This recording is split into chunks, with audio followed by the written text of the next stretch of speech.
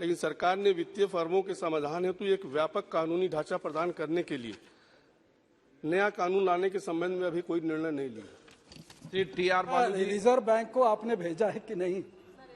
हाँ Sir, I want to join in this.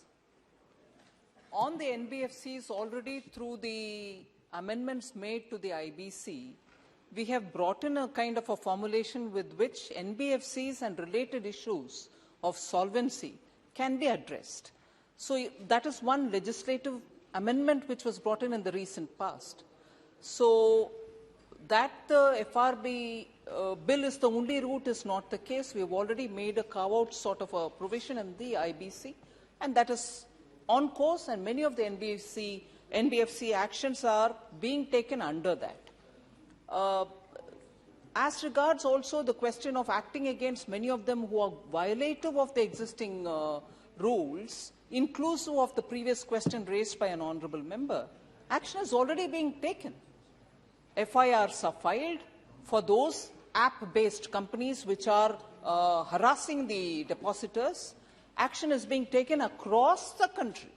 FIRs are filed across the country.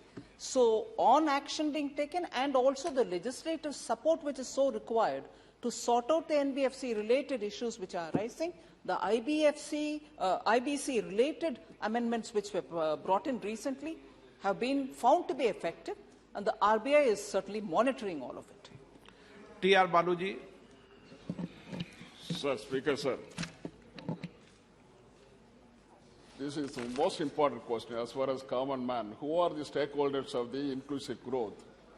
They are going to the bank to invest the small savings in their hands to plan their future for their family welfare. Actually, this government on 2021, they have spent money on the big industries who have gone on NPA, non-performing assets. And 2021, in non-performing assets, they have written off about 2 lakh crores. In 14 to 21, they have written off 10.7 lakh crores. These are all investors' money. These are all interest accrued by way of savings by the common man. My question is, the most important question is, to safeguard the interest of the common man and salary class for the future living for the investment made with small amount by savings, will the government come forward to bring out a statutory provision so as they cannot lose the confidence? Moreover, they are going on investing in land and the real estate businesses. So that is why to build up the confidence of the investors, will the government come forward? माननीय मंत्री जी. Sir, Honorable Member Baluji is a very senior member and also has seen various houses in the sense Lok Sabhas, and is quite seized of the realities in the ground. I would like to humbly submit that writing off is not completely waiving the amount. As a part of the accounting process, banks make a provision for the amount which is due from the NPA account, and in that process, we call it as writing off, but the provisioning is made, and the pursuing of that particular defaulter or the NPA which owes money to the bank is followed up, and that is why I may not be able to say the exact amount now.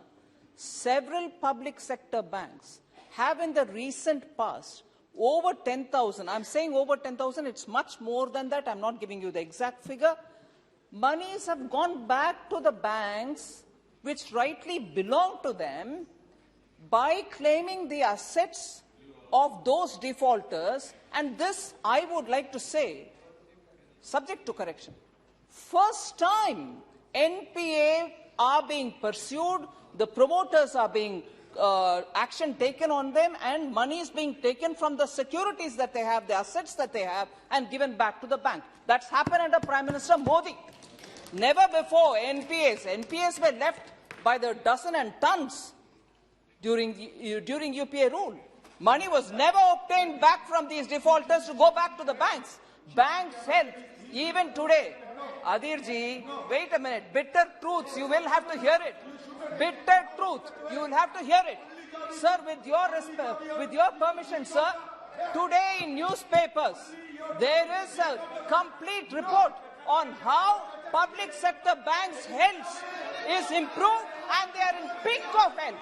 That is because, as Honorable Member Baluji asked, we were able to get it from those phone banking frauds who have cheated the banks based on the phone calls made by the UPA government.